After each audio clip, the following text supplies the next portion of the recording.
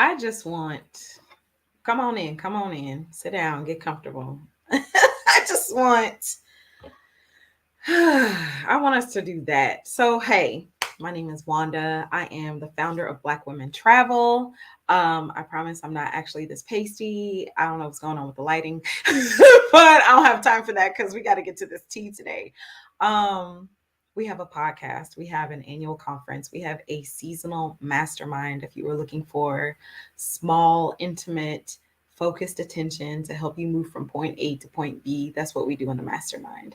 The podcast is juicy. The annual conference is delicious. All those things. I don't want to skip over that because, like, those are the things and they've been the things for years. And so I would love for you to partake in them in whichever way is good for you right now in this moment. But speaking of this moment, today's conversation about a personal retreat, wellness is my jam because look at me. I'm a Black woman. Like, I've been fighting for my life my entire life. I don't associate with that anymore, but that's what it has felt like, existing in my skin in this body. Not with this hair, because this hair is really cute. But just existing as a Black woman in spaces. When this hair was not curly, when this hair was froed out and being perceived a certain kind of way, so forth and so on. And so I just want us to take a nice deep breath. That's what today's conversation is about. It's supposed to be a wonderful reminder to exist in all of your skin. So let's just take that moment now. I just want you to, if you feel safe and if you feel comfortable, close your eyes. All right. And take a nice deep inhale. Pull that inhale from the tips of your hair all the way to the bottom of your feet. I just want you to inhale.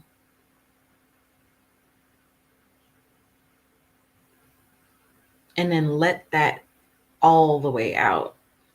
You can make it audible. You can do it through your nose, do it through your mouth. Just like release all of the breath. Release everything that you carried into this conversation right now. Release everything that you want, that you recognize that is not yours to carry in this moment right now. Go ahead and release all of that. And do another nice big inhale.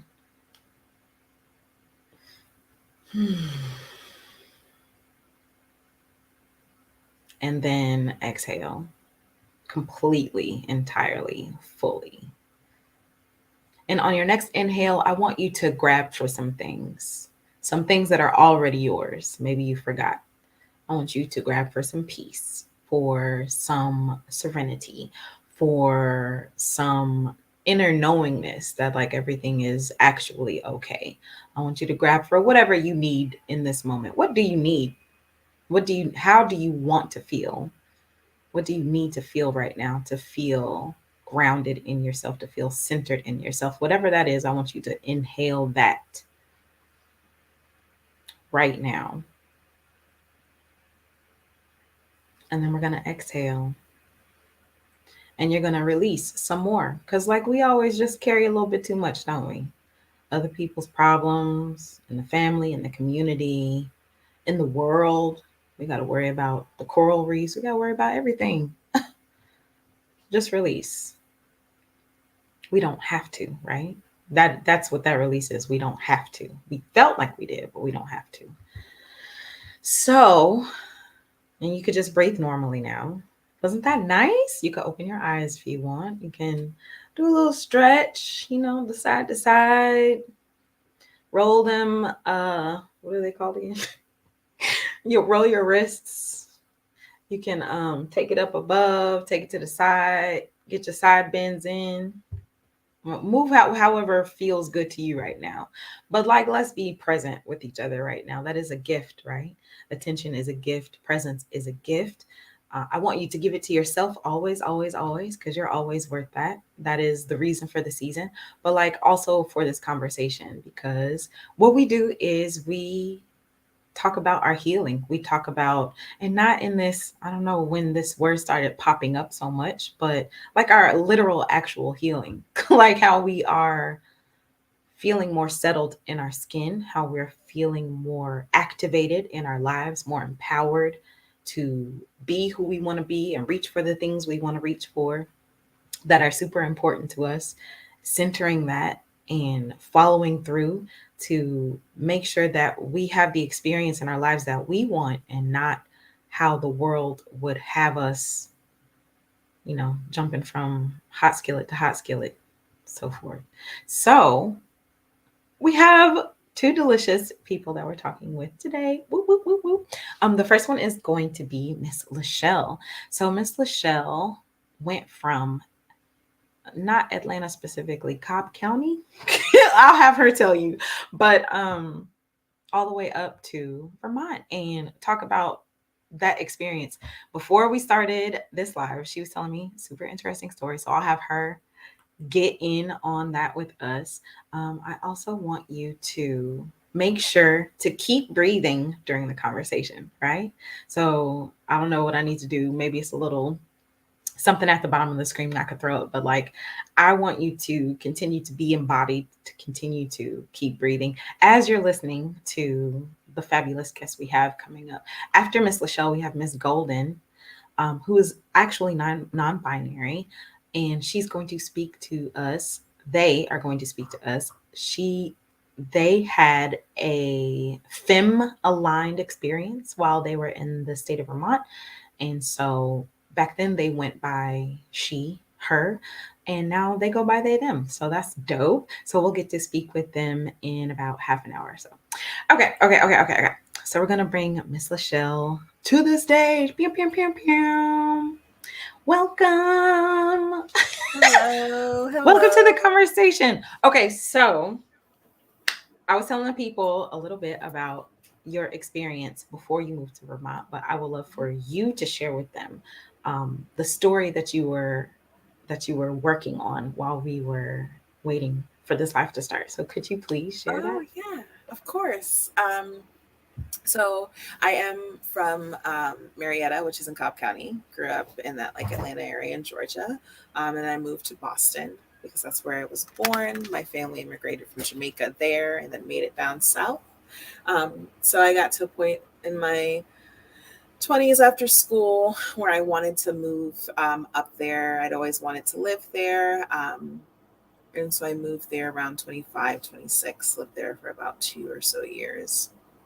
And I just felt like I was working a lot and I had a lot of different medical things going on. And I just needed to ground myself and also figure out if I could be my own person in a place where no one knew me. Um, because I had family there and I'd always lived places where folks knew me. So I ended up moving to Vermont, moved to Burlington. I did have my best friend, my ride or die, like my chosen family came with me. So I knew one other person here. But for the most part, it was a fresh new experience.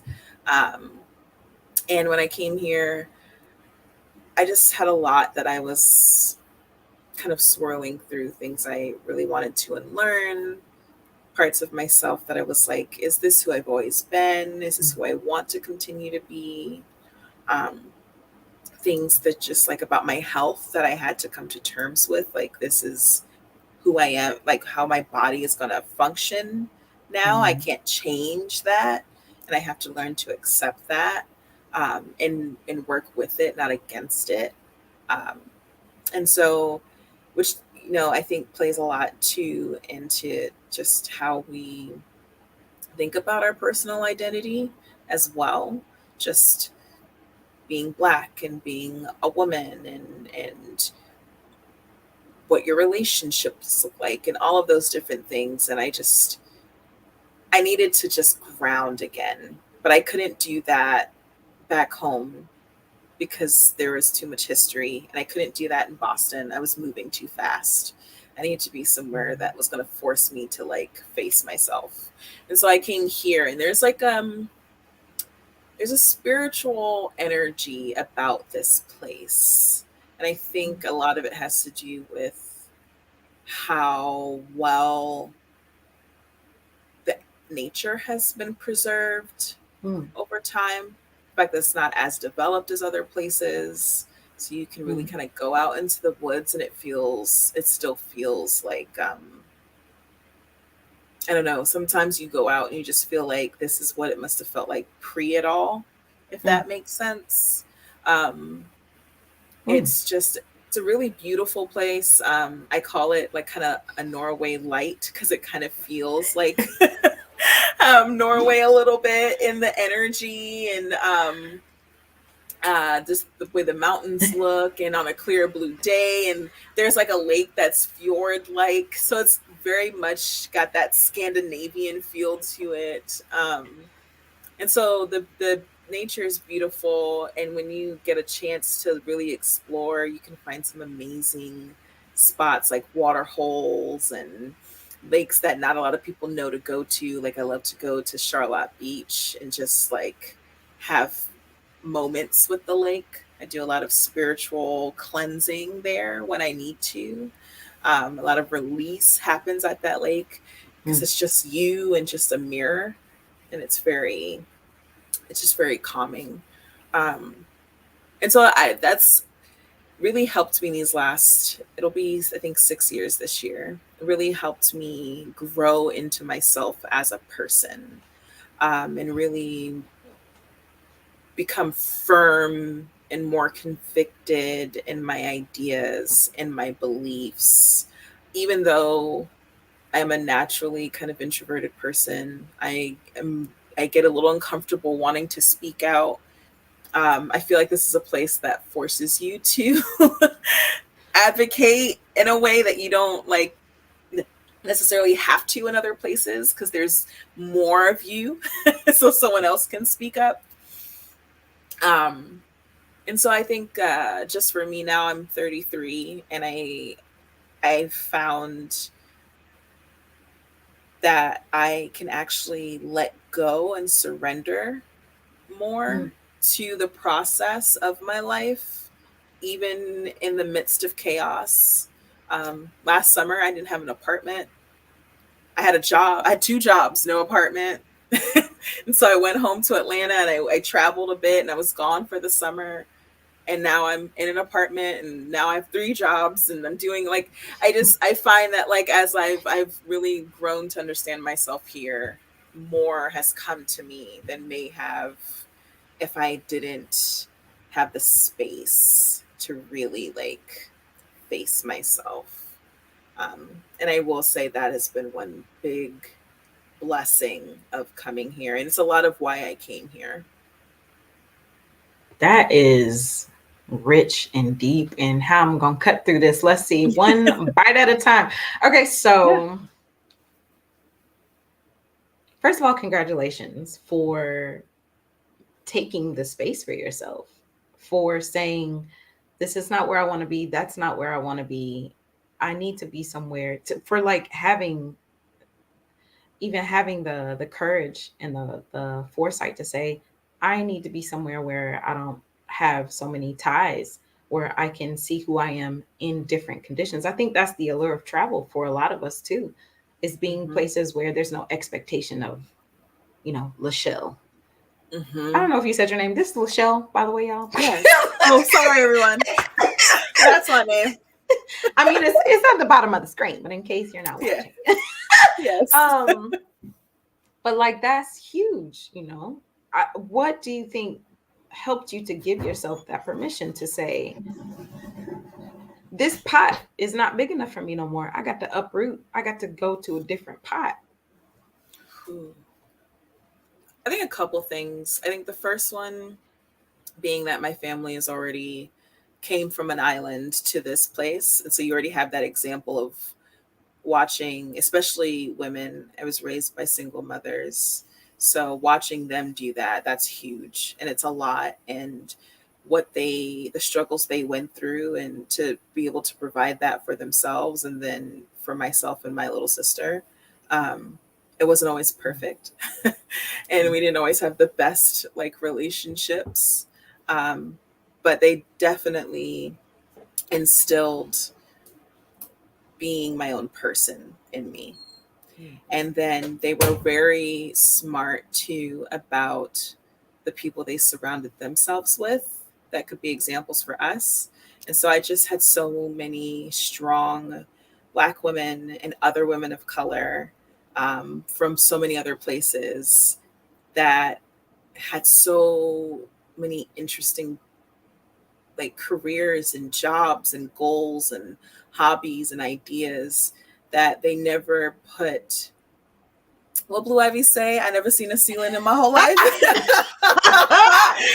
Like, From the mouths of babes, you better quote a child. Come on. Okay, and I think, but I realized more and more that that was always what they were trying to tell me. Like they were like, "Baby girl, there's no ceilings for you." Like, and we're working really hard to let you know that. And I look back to them all the time, and I just think about so many of the lessons they taught me. And I think because I had that circle around me growing up, I knew no matter how scared I was and worried I was and fearful I was that people would think I was leaving them or abandoning them or any of those things, I knew that this is what I needed to do for me. And if they trusted that I knew that about myself and that they like taught me what I needed to know, then hopefully they would understand that this is what I needed to do for me to be the best me for me, but also for them. Because one day, I don't know, we'll all be back in our space together, I would hope. And I would just hope that I can be a more open, loving, kind, and understanding version of myself. I don't think I'm perfect. I don't think I always did the right things, but I was never going to be able to really see that if I was still kind of in that noise, if that makes sense. It absolutely does. But that's big. I think a lot of folks feel guilt about choosing themselves. Yes. But how amazing that you said, well, if you raise me to be the bad bee that I'm supposed to be, then you're going to see. Okay. But that you also understand that it's going to come back around because, everybody gets older. Like people are going to need some care at some point. Exactly. But if I can dip off and do what I need to do for myself, then I'm going to come back to you stronger. Exactly. That's my hope. Okay. So you talked about spiritual baths. And so stereotypically, like Jamaican folks are very conservative, very Christian. And that did not sound like Jesus. So not that that's not in there. I'm sure it's in there in some way, shape, or form, or could be interpreted. So I'm very curious, like about that, because that seems like another branch off from what you were raised with. So talk to me about how you came across the concept of spiritual baths, what that looks like for you, what that does for you, for the ladies who are curious, please. Of course. So growing up, I grew up Adventist. I was a third gen Adventist. My grandmother converted when my mom was young, and she was really strict. But one thing I realized as I got older was how my grandmother told me biblical stories was so vastly different than how the church told them.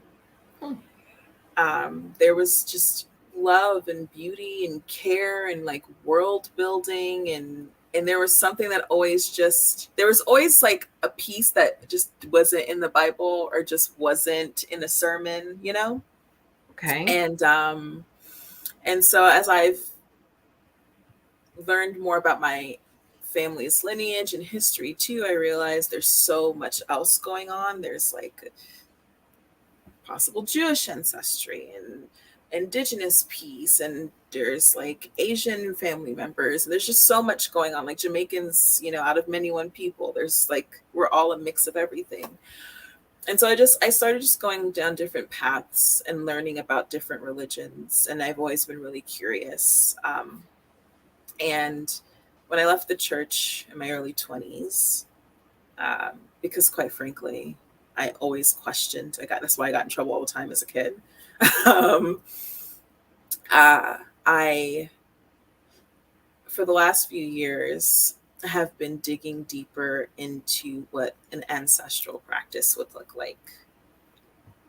And the stories that my grandmother told me are coming back to me more. And then I got into like kind of the spiritual side of Twitter for a little bit and made some really like long lasting friends in that space, who have taught me a lot and really kind of like shared and guided me in Southern Hoodoo practice, because I grew up with so many Black Southern women who did that as well.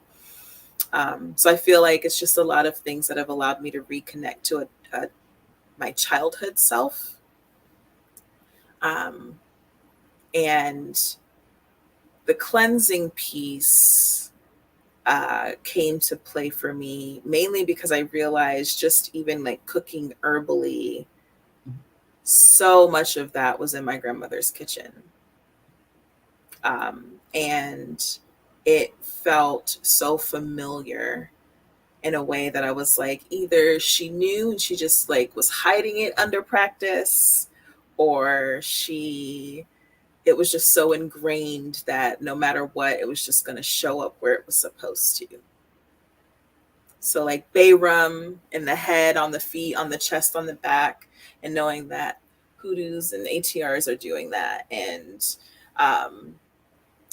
using coconut milk for different things, and the different Chinese herbs for like medicinal purpose. Like there was a very herbal upbringing for me, and just moving back into that felt like I was reconnecting to my West Indian heritage in a way that I hadn't felt like I was connected to it in a really long time.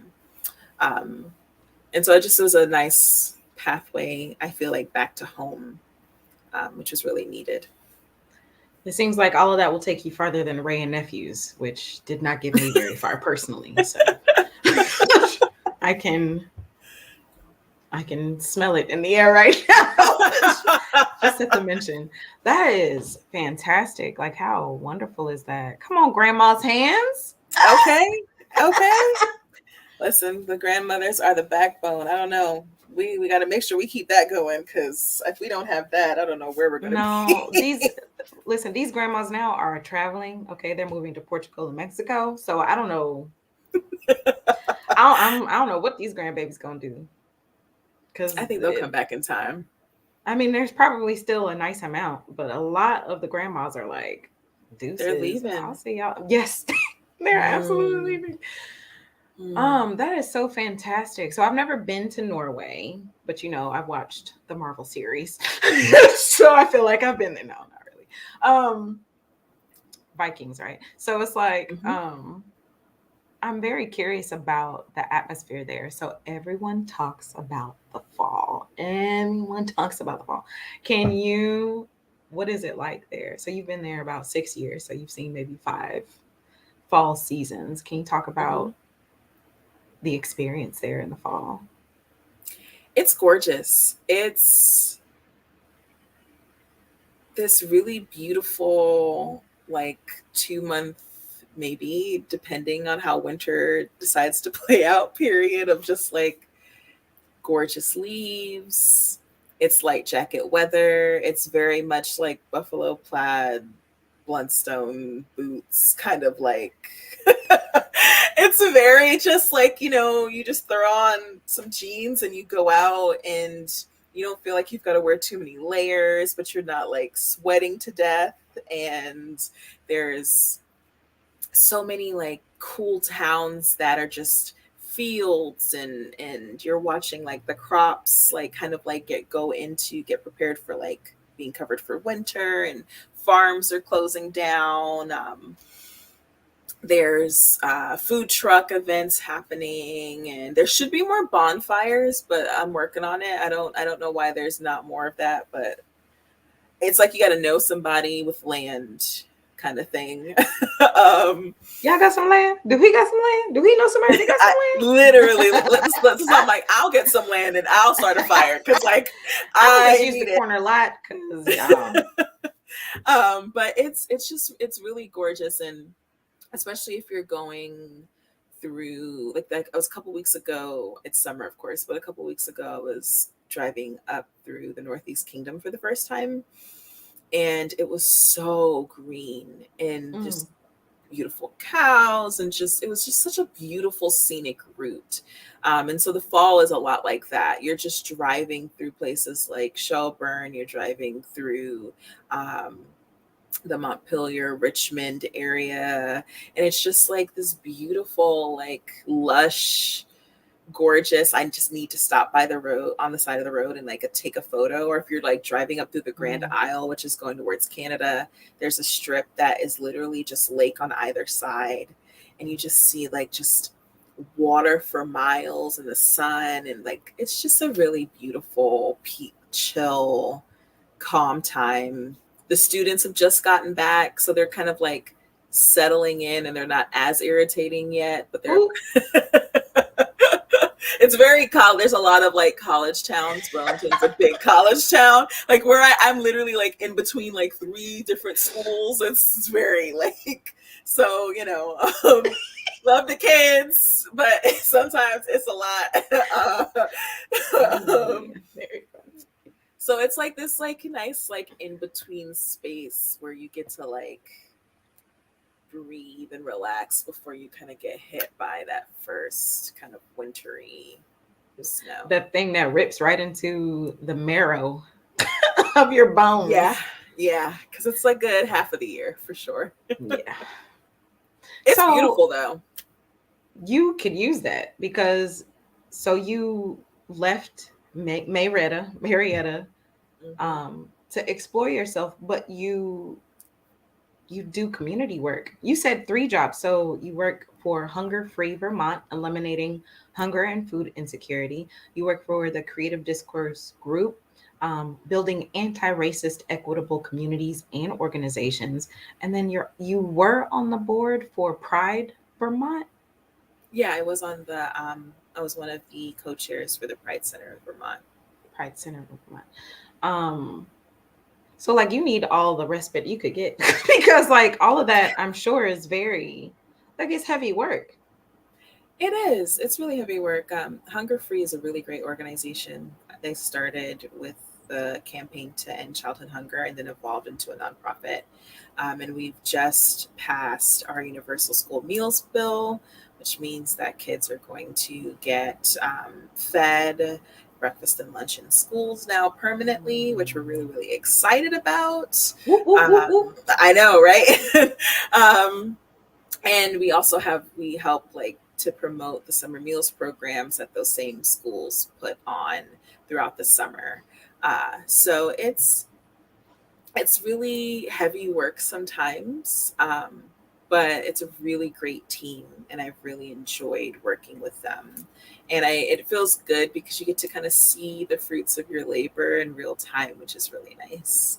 Um, and then with my work with Creative Discourse, uh, that's kind of gotten me traveling around a lot more and doing this facilitation equity work. Been doing some workshops.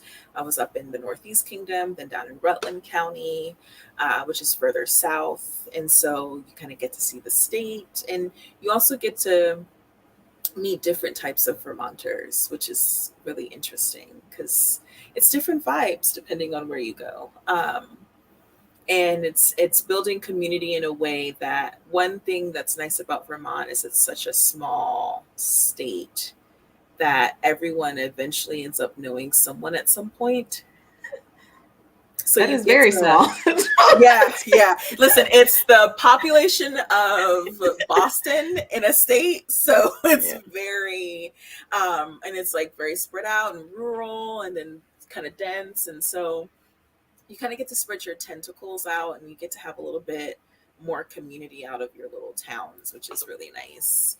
And it's also allowed me to kind of meet other folks of color who are in the Burlington area, and there's some amazing like community grassroots things going on, like Susu Farm Collective Mhm. or Nana Farm Collective or Conscious Homestead that's over in Winooski, and a lot of queer, Black, femme, non-binary led groups just creating CSAs and farm shares and teaching folks about the landscape. So it's really cool to get out there and get to see other folks and other things, but also feel like you can put faces to like emails, because 9 times out of 10 we're just communicating through Instagram and email.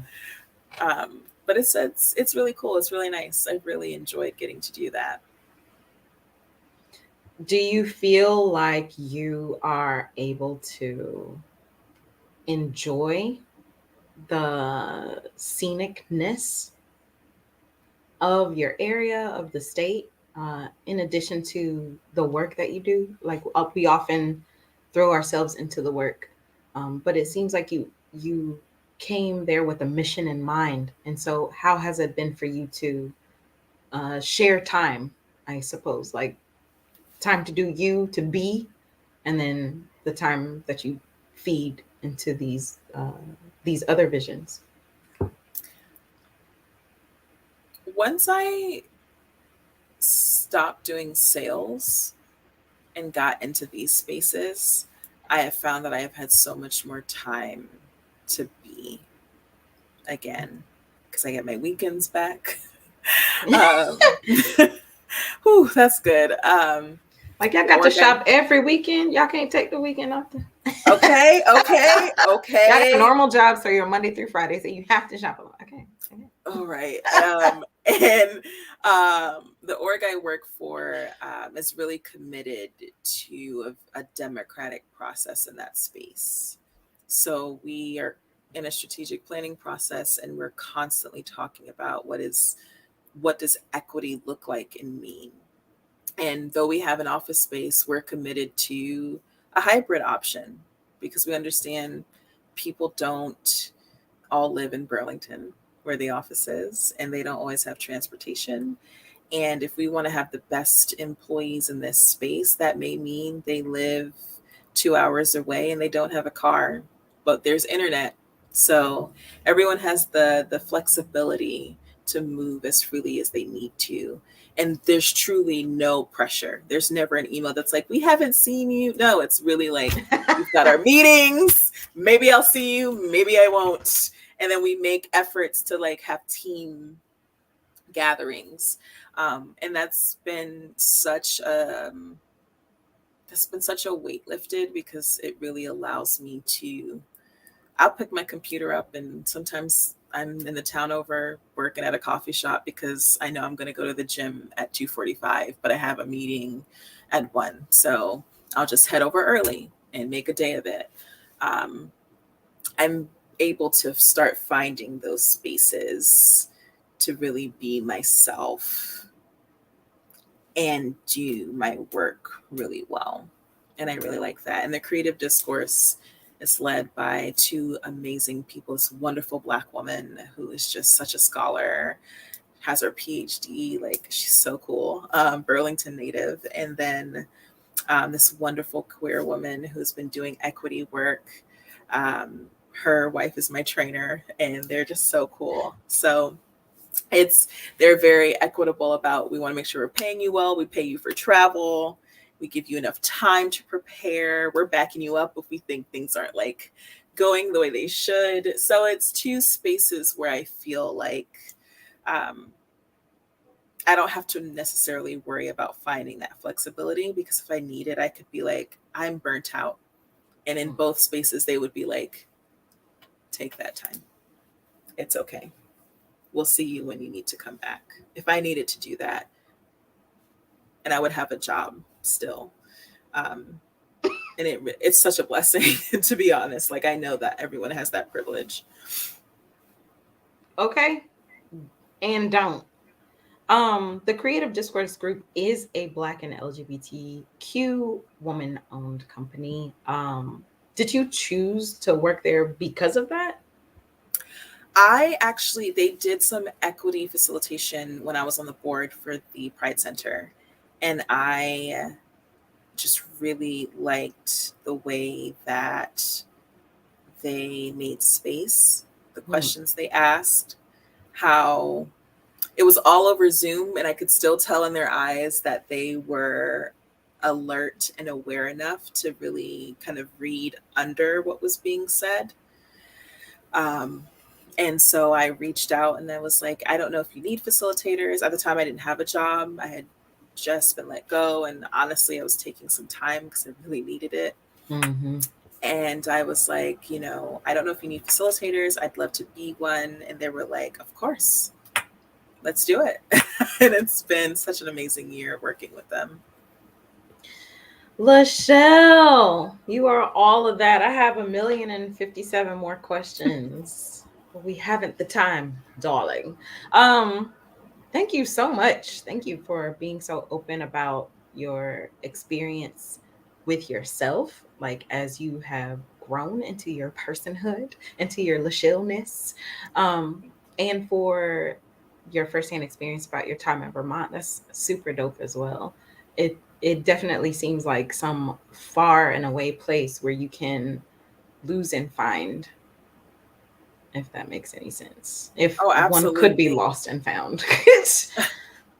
You can really destroy and rebuild here. It's not easy. Mm. I want to Mm. make sure I say that first. I don't want anybody to think like it's a You come and it's very butterflies, and you got little rats and cute outfits bringing you coffee or whatever. like it is hard work, but if you're committed to it, I think when it's time, everything really does kind of start to unfold in a really beautiful way. Well, thank you for sharing your unfolding with us.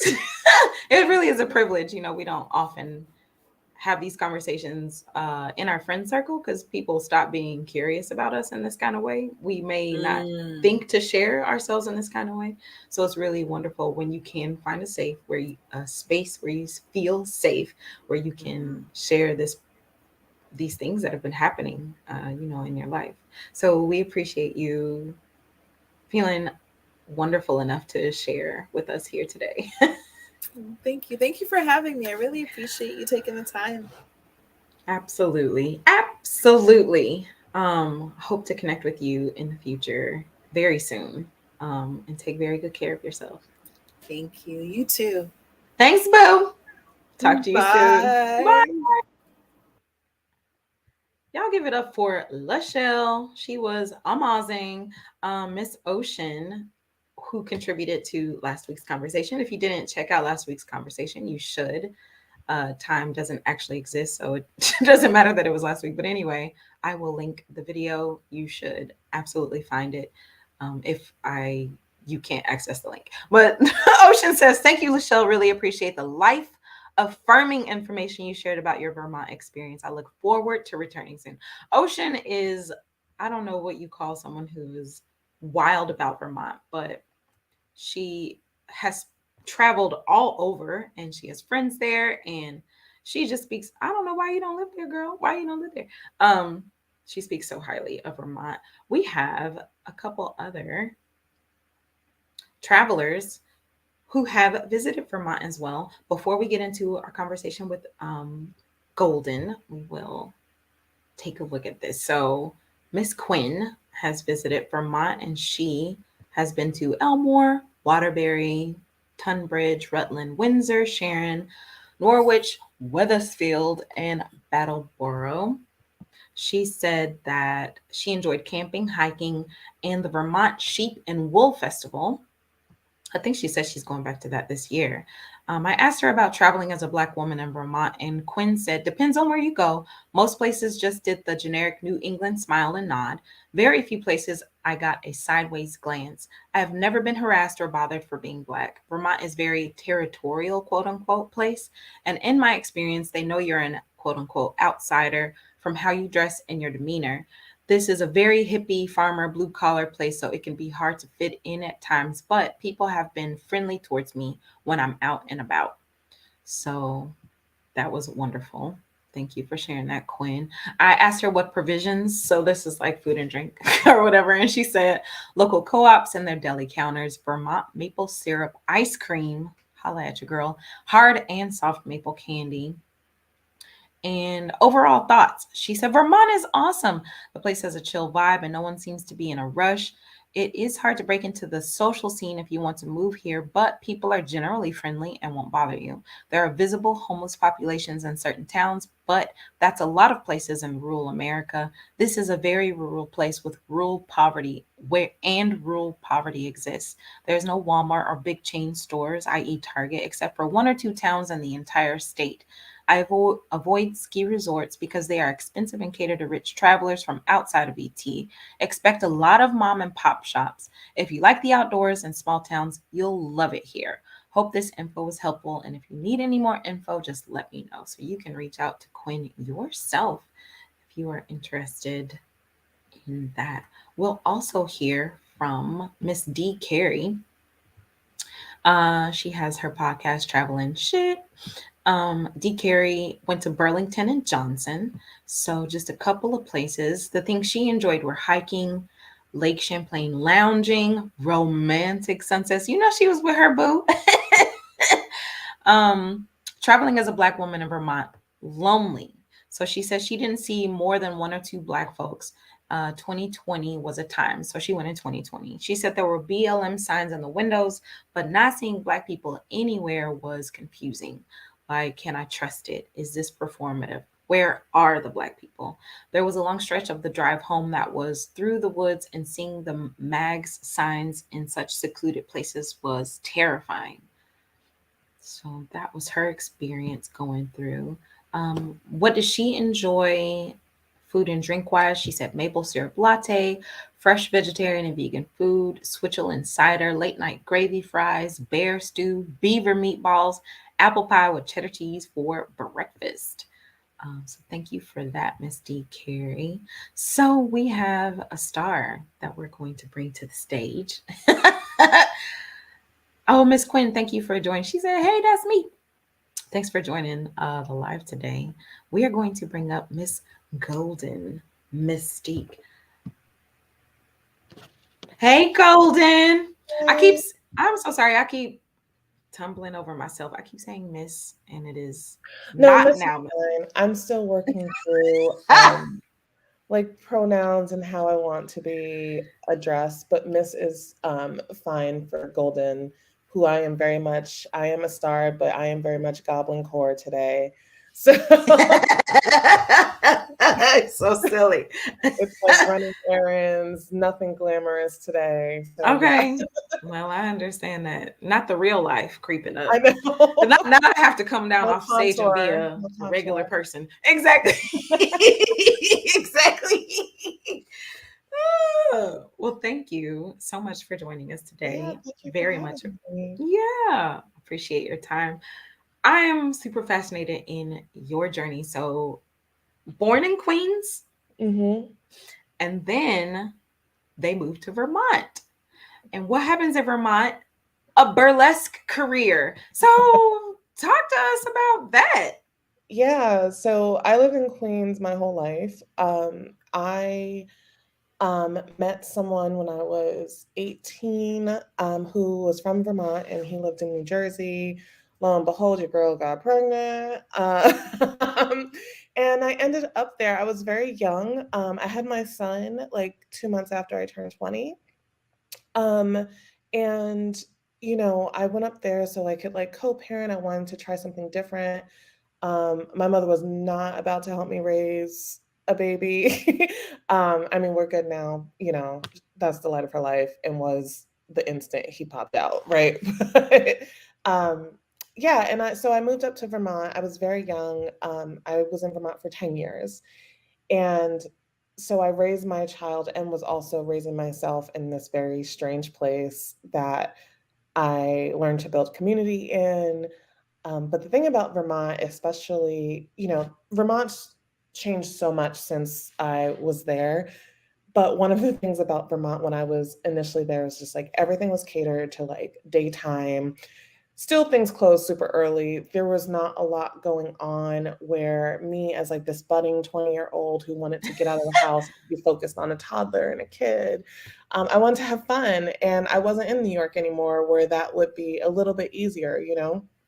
I would still go down often, but that wasn't the case. So I worked with friends and people in the community, and I got a huge amount of support and backing to, I was like, let's do like this private burlesque show at Main Street Museum, which is in White River Junction. It is the coolest, weirdest, funkiest museum ever, because it's not really a museum. It's more like a, David will kill me for saying that, but it's not, it's like a collection of oddities, and just cool things. And they have great events that go on there. And it was one of my home away from homes for a little bit, like the downtown White River Junction area. I got to let out and be like the weird person that I am in these spaces and get like extremely validated. So Golden was born August 4th, 2018, 17. What is time anymore? One of those years. And, you know, we put on this great show. It was sold out. We did it all by private invitation. And I met some other burlesque performers that were like seasoned. I will never, ever, if you want to start burlesque, please don't start with producing. It is a horrible decision because you really need to focus on yourself. Do not jump in producing a show. Bad idea, not the right way to go. But I didn't really have guidance because I didn't really know. You know, you have to drive all the way. I was in central-ish Vermont, like in White River Junction, Heartland, but then like, which is a little bit lower than central Vermont. And, you know, you'd have to go all the way up to Burlington to see burlesque really at that point in time. And still to this day, you kind of have to travel a bit further north to see like an abundance of burlesque. So at the time I really didn't know. So I just jumped right in. And then from there I started meeting all these other performers, and lo and behold, I was just performing constantly.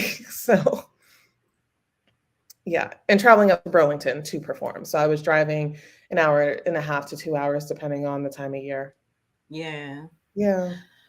I'm super interested in, you said don't start performing burlesque by producing. So you produced the first Black burlesque review in the state of Vermont. Mm-hmm. It was entitled Life in Sepia. Mm-hmm. It was 5 weeks. So you were the co-producer, you were a performer as well, and the company manager. So you just like really kind of piled on there. Yeah, this was so JAG Productions, which is a Black theater company based in Vermont. Jarvis, who's one of my dear friends, who is the creative director and producer, the founder of JAG. He was just here last week to visit, so which was really nice. He loves burlesque. He is a theater. He just absorbs theater in the best way, and then like regurgitates it in the blackest way, right? Come on, okay. Which I love. So he decided he partnered with King Arthur Flower, which is based in Norwich, Vermont. So right across the river from where Dartmouth College is in Hanover, New Hampshire. And they put on this big, they constructed this huge stage outside under the stars, and they put on 5 weeks of Black theater. And one of those weeks was, Jarvis was like, let's do burlesque.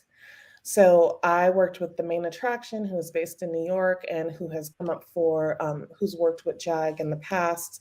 And we co-produced this amazing Black show, and it was life-changing. I have not been the same since. It was probably the most affirming thing that I have been a part of, and was able not to just be a part of it, but to like cultivate it. So we brought these performers all from New York, and we featured the local Black performers. At the time, it was all the local Black burlesque performers. So that was me and 2 other people at that time.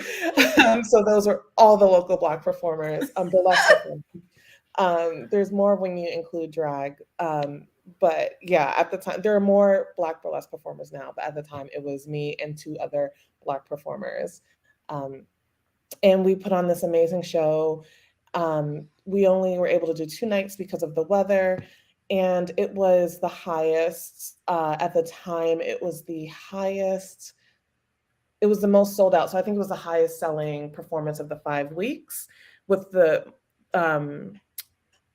what was it? It was like with more people who had never been to a JAG production before. So it brought in Mhm. a lot of newer people, a lot Mhm. of younger people, a lot of people who were just like super curious and interested in what burlesque was. So it was great.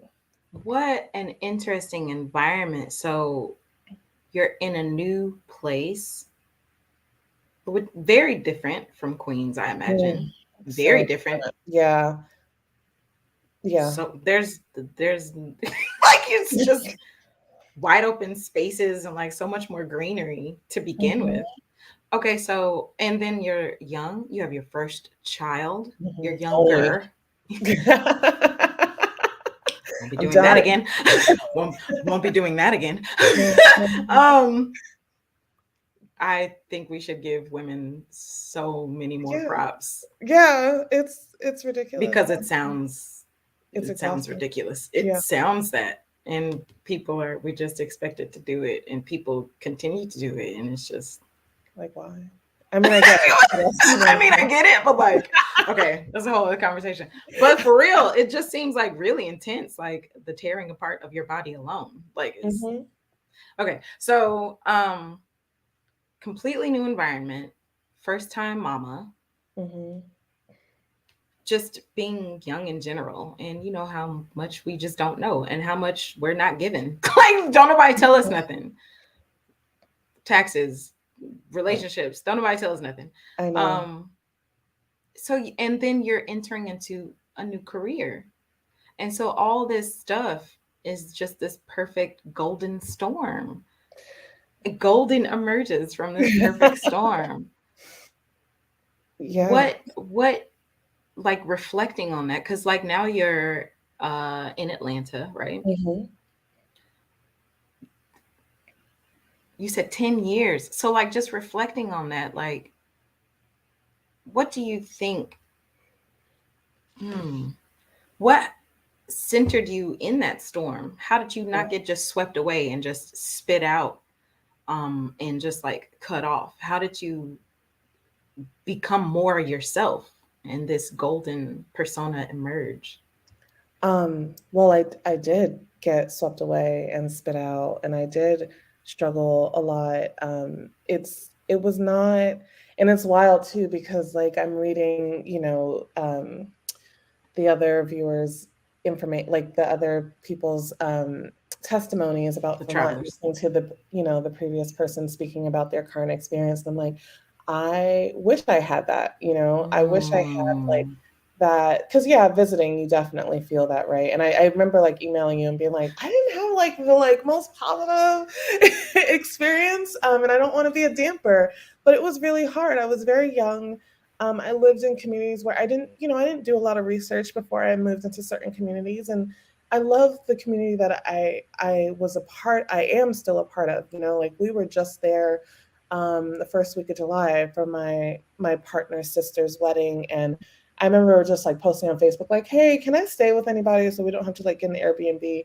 And everyone was just like texting, like, "Yeah, you can stay in my place. You can stay in my place." And it was just that feeling of being there and being like, oh, I'm visiting. I'm not just like here. mm-hmm. And I had to get in that mindset so that I didn't trigger myself to feel that wave of feeling trapped that I Stuck, felt trapped. Yeah. at some point. I was very, I've been able to center myself after being kind of spit out, right?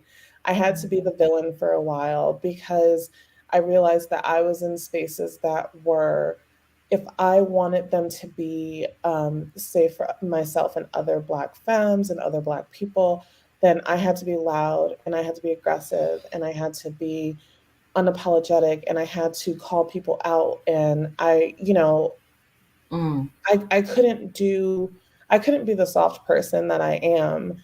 And that mm, really affected me because I am a very, like the people that know me really well know me as this very quiet, chill. I'm funny and I can get loud and everything, but I will extend myself for the people that I love mm. and the people that I see so much love and light in, even if I don't know them personally, and I want to extend myself. And then there are people who see me as being this like mean, bully person who always wants to center race and doesn't necessarily want to cater to other people. You know, like I've been called out in those ways, and sometimes, yeah, I get it because it's hard to hear those things, and being so young and using just like the internet as a form of communication a lot of the times.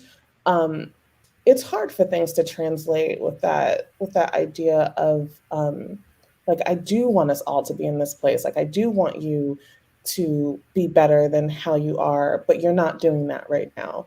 um, and it's just I got a lot of negative um, I got a lot of like negative energy, and a lot of it was stuff that I was also, you know, bringing into myself because I couldn't find that place of peace. I was constantly, and then raising a child and knowing what he was going through and how he was being treated in situations. You know, it was hard, and we all reached a point where I was like, I we gotta go. You know, I did as much as I could, and I think I probably could have done more, but I try not to like beat myself up about it. Um, but I definitely was not this centered person, and I'm still working on like grounding myself as a performer, right? Um, and feeling like this peace. Like I love who I am. I love my past, even as difficult as it may be. And there are many, many things I love about Vermont. But ultimately, what led me to where I am now is I was chewed up and spit out, and I was just like, I can't do it anymore. So it wasn't, it was bittersweet. I was so happy when I went back to visit, because I had this moment of being like, I'm panicking, I don't want to go back. And then we got there, and it was just like, oh, like you're enjoying, when you're visiting for a couple of days, you're literally just enjoying the parts that you love. It's like you're just visiting, right? And I was able to just kind of like decompress and like do the thing that I loved, like walk barefoot in the grass and, you know, lay and sit under the stars and, you know, chase chickens and do all that country ass stuff. Yeah, like Get your Laura Ingle Wilder on. I don't know if you know that. Okay. So much things that I love there, and I lost sight of that. Like I loved performing, right? But I also loved a lot, like what kept me there for 10 years. Like I would lie to I think I was like trying to tell myself that it was so my son could be, you know, have a relationship with his dad. And that wasn't it, because they barely had a relationship, you know? So it was, what there were things that kept me there as long as they did, that I felt very connected to, that I miss dearly, like being here and not having that same connection. Because Atlanta cute, baby, but green spaces are, I mean, aside from Piedmont Park, like, come on. Like Grant Park, like, come on. We're about to go there after this, but like, but it's not the same. Like, I wouldn't walk there for It's not. Piedmont Park. Oh, please don't. I'm not doing that. She's cute for, you know, she's cute for she's green. She's cute for a walk. Yeah. A covered foot walk. Yes. Well, there are things that we, you know, me and my partner, who's, you know, he was living in Vermont his whole life, but he also got to a point where he's like, we got to go. Okay. Yeah. So, but there are things that we just love so much about Vermont. Yeah. And many of the things that people are talking about, the maple syrup, I hate going to Publix and being like, I'm not buying this. This is not maple syrup. Right. Where did this come from? It didn't come from a tree. The cheese, the cheese, the food, the shopping. People don't think of shopping in Vermont. I love shopping. And there are amazing places to go in Vermont for shopping. And right now, like, there is a huge devastation that happened in Vermont. So if you are going to go there, I would strongly advise like reaching out to smaller businesses to see what they do need and if they are open, because a lot of all of Montpelier was underwater. So their Woodstock was, most of it was underwater. Burlington, like up in that area in Winooski, they didn't suffer the same amount of flooding. But like central Vermont was definitely hit with a lot of devastating flooding. So like the state capital was really affected, Barrie extremely affected. Yeah, so there was a lot that was devastated. But it's one of those things where I don't think this fall will be like that typical Vermont fall. I think there's something in Vermonters, let me tell you, they build community.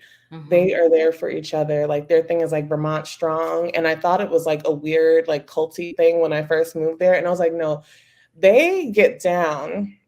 They show up for each other. They are neighborly. If someone's devastated, we got you. You know, there's always something that there's always a place to go for any type of care if you are on a small business, if your home is this not like that, you can rebuild with community there. It's not easy, but you know, you're not alone. Just to touch on some specifics, maybe you all have seen or maybe not, but some Vermont communities were severely impacted by flooding. That was July 10th and 11th. So a lot of Vermont community members and businesses, while resilient, they are going through it. And these are some of the same people and businesses that have been through Hurricane Irene in 2011. And of course, COVID. While it doesn't make the storm any easier to take, tourism-focused businesses have found ways to bounce back and learn from previous disasters. So, like Miss Golden is saying, the community is tight-knit, and there are many chain hotels or restaurants in Vermont downtown, so folks are used to coming together to support each other. Vermonters are rallying around each other and working very hard to restore all services as quickly as possible. There are beautiful parts of the state that did not suffer any damage, like Lake Champlain and the Burlington region, Brattleboro, Manchester, and many other regions. Visitors are key to Vermont's recovery. So once impacted communities are back, the best thing that you can do at that time is to plan a trip to support Vermont small businesses and attractions, because they will need you to fully recover. So thank you for bringing that into the discussion, because we hadn't talked about that yet. So appreciate that. But that just, I think, speaks to how ingrained in the culture you are. Like, I don't know if you like it, but you're a Vermonter. So yeah, you're a Vermonter. I had to come to that realization. I was like, oh my gosh. Because when it was happening, me and my husband, we just like lost it. Because, you know, we were there the first weekend of July, and then all this happened the following week. You know, his sister's an EMT in Rutland. So, you know, she was stranded in Rutland for, I don't even know how long. It was a long time, because the roads were just completely washed out. You know, there was a lot that was happening, and we felt kind of useless, because typically in these situations we're like, you know, we would be out there, we'd have hands on deck. We put on our weatherproof everything and go out there and be like, okay, who needs what? We can get this to this person. Like, that's how I've learned to work in a community, and how he was raised to work in a community. So it was really difficult to just like sit back, you know, and just be like, hey, I'm here if anyone needs anything. And, you know, I did a few people, we talked back and forth, and they were letting me know what was going on. And, you know, I'm grateful that they're all supported. Yeah, the community members seem to, like what you're talking about, just really come together, especially, you know, having dealt with previous disasters and such. And so being able to be there to support one another through all these years, you know, that is amazing. They learned from Irene for sure. Like they, you know, it was definitely hard to watch, because I moved there, I think, right after Irene. So I didn't experience that, but I saw a lot of the rebuilding after that. So when we chatted a little bit, you were just like, I don't know that I could really speak to like wellness and self-care. I don't know that you recognize in your journey the steps that you have taken to to be who you're becoming. So I just wanted to like offer that to you. Oh, That that that is what self-care looks like. It feels messy, and I mhm. think that's kind of normal for it to feel messy because so much of life is actually out of our control. Oh no, for sure. I was definitely, and that was what burlesque helps me feel was like some control over and a semblance over something. And that was like my body, right? That was Mm. control over my body, control over my art. And you know, it is still my self-care. I'm literally sitting here and I'm surrounded by like my costuming things all around me. It is what I don't want to say it consumes me, but it just it like pushes me. Hmm. And you know, I'm hoping one day I'll be able to feel connected and go back to Vermont and perform, um, which I did a lot of there. But I definitely, and I also took hiatuses. Like I took very public, like, F y'all, you're not going to see my black body on any stage in Vermont type of hiatuses. Like, I definitely had those moments where I'm like, I'm not doing it.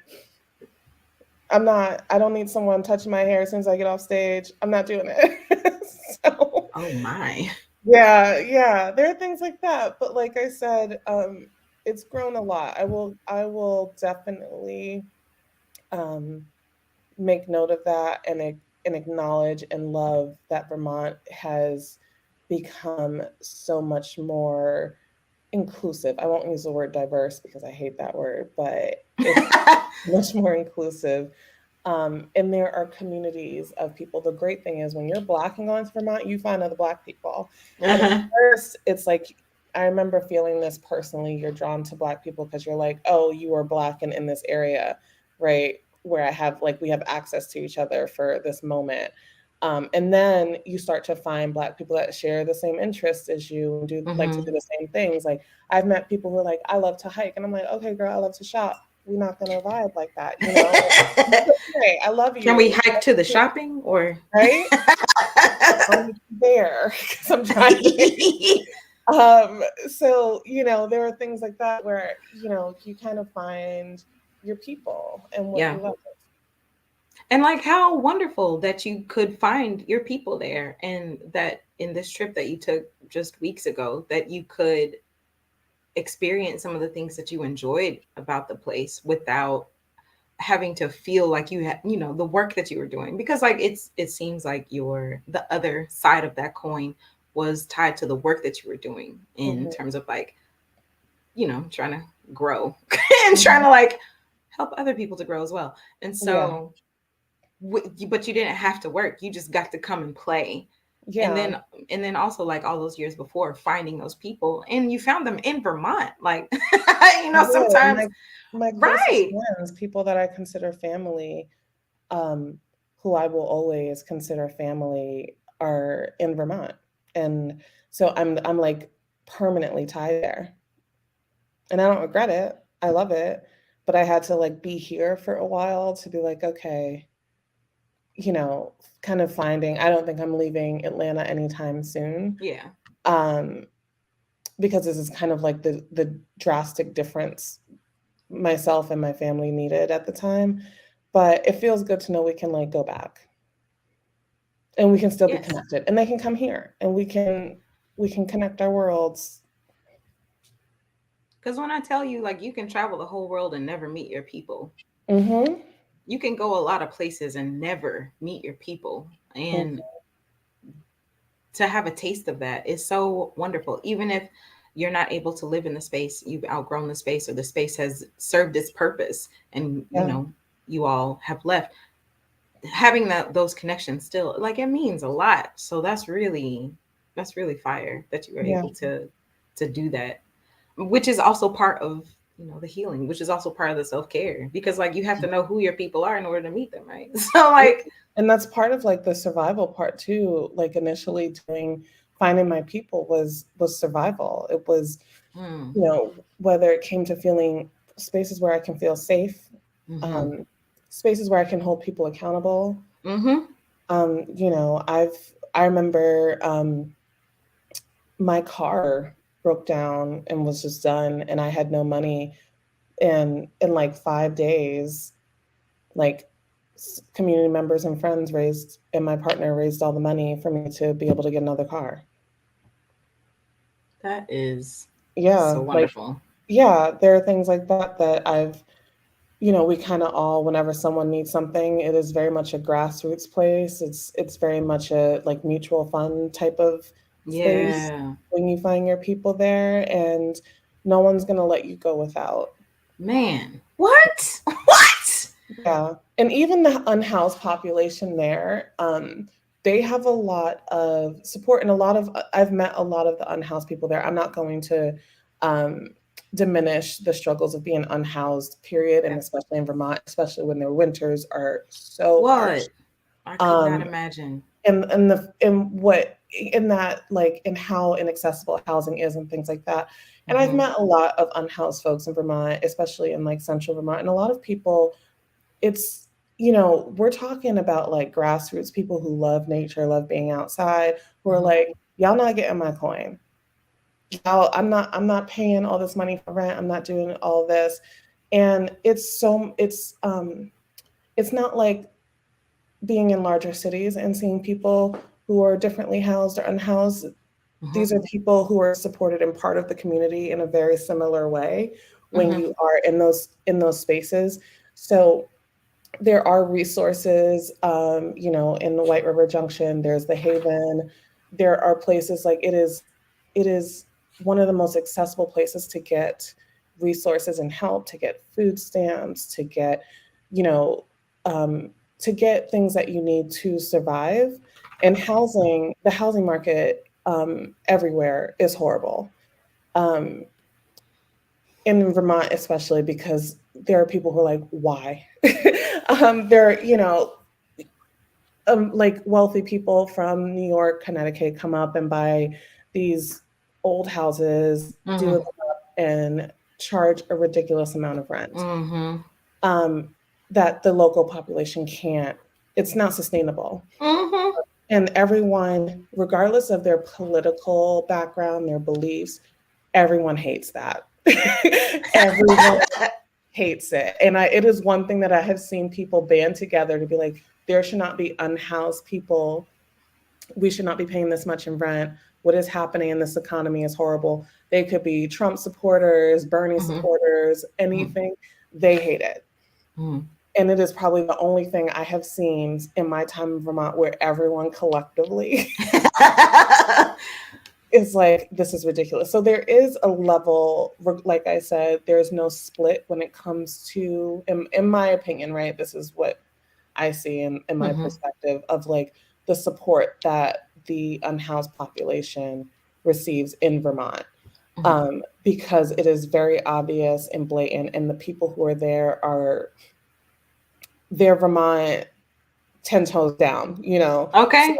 they're like, these are people that are they are Vermonters and they should be Yeah. treated with X, Y, and Z type of respect. So it is wild, like what I said, is wild to see the type of people who all collectively band together to try and um, disband this system that's kind of like corrupting the housing market and the economy in Vermont. Yeah.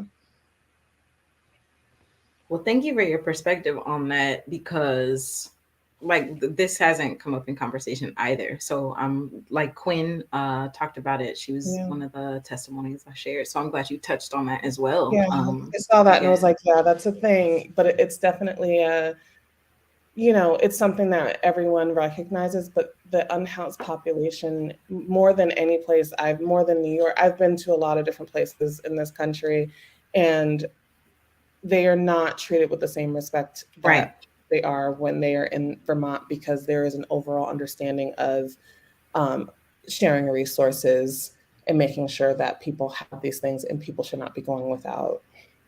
That just sounds like community care. Like that's what Yeah, that exactly what that sounds like.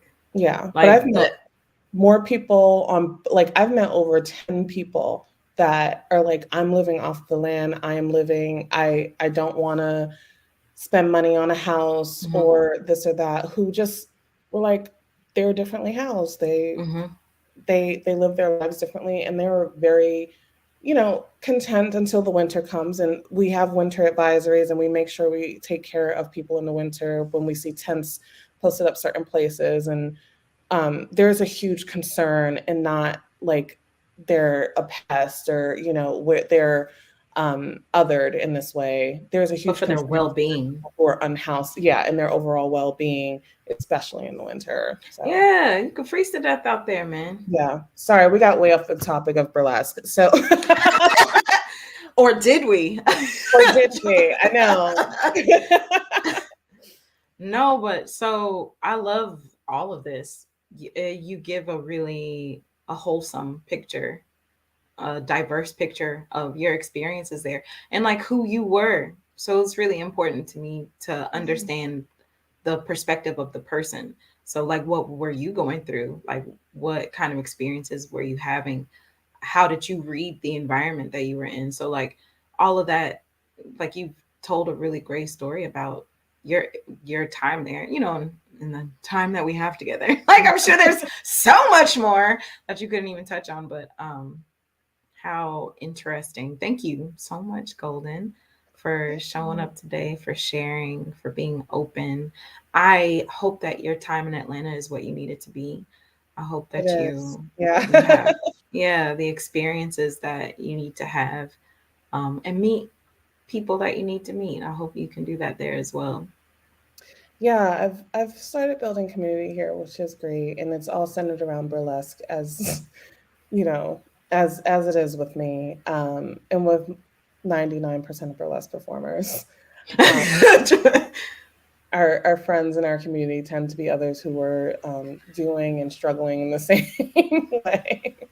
Um, so yeah, it's Atlanta's been great, and I think I'm able to enjoy it as much because of, I'm not here to hustle. I know Atlanta's the city of the hustle. I'm here to chill. I'm here for a good time. Okay. And I think like my experience in my life in Vermont has helped me come here, and I'm not absorbed by like the hustle, 24/7 culture. I'm very much like, you get me from 10 to 3. Come on, boundaries. That is also self-care. Oh my gosh, you have so much to talk about. I know. So yeah, that's I've definitely been able to enjoy Atlanta here, and I see the hustle. I see people doing their thing, and I love it. But also, my life in Vermont has helped me be like, I'm here to chill. Like y'all can be grinding and party promoting and clubbing and outside in foreign stilettos. I'm gonna have my Birkenstocks and my book, and we're gonna sit in Piedmont Park and eat some ice cream, and then I'm going home and I'm going to sleep. You should also check out Grant Park if you're not up for. I have been to Grant Park. Yeah, okay. I like Grant Park. I think I like it more than Piedmont, honestly. Yeah, it's just a little less busy, but it's also smaller. But yeah, and we're ready to start exploring like the outer parts of Georgia, I think, now that we've been here for a year. Mm-hmm. So yeah, a year today. Oh, come on, anniversary. I know. Eat some ice cream in ode to that. I know they're having an ice cream festival in Atlanta in Piedmont Park, so we're gonna go there, eat some ice cream and chill. Okay. So yeah, that's the plan.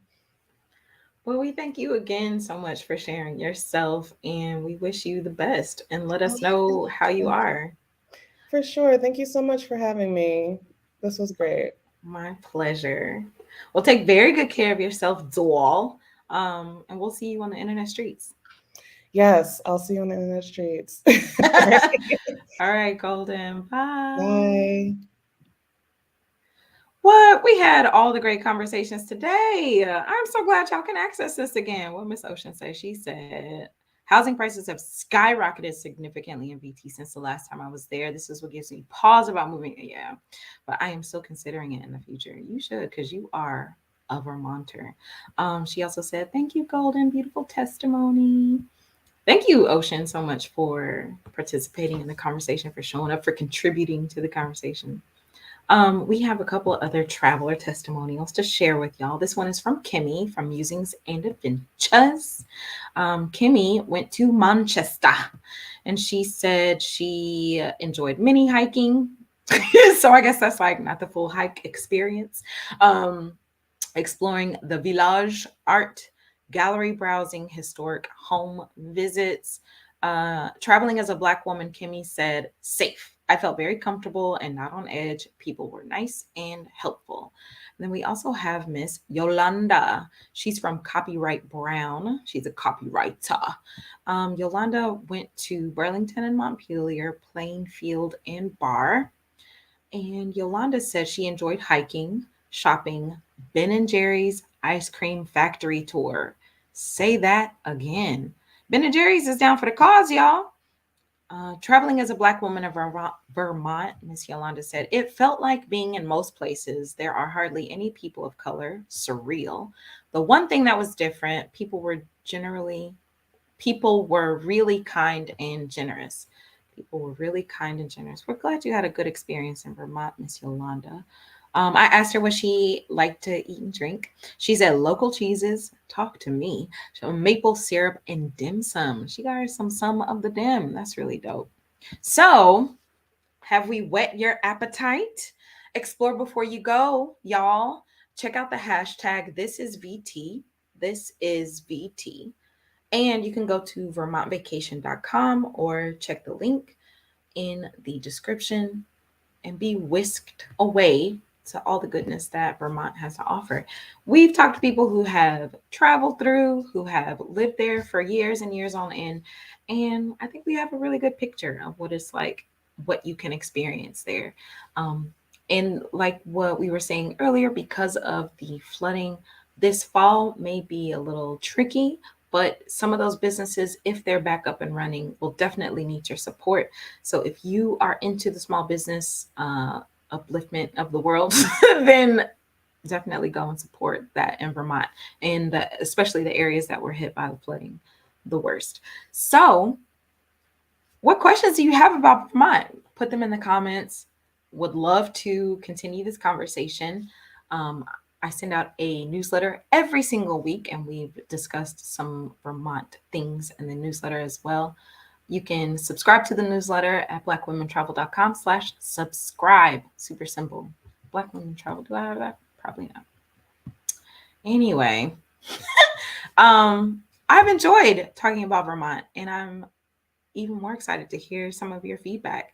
So if you have something to share, you know how to care, the sharing and the caring, hit us up in the comments, or you can hit me up anytime. You know I'm everywhere. So enjoy the rest of your day or night, your life. Hopefully I'll see you again, and let us know about your trip that you took to Vermont. Holla.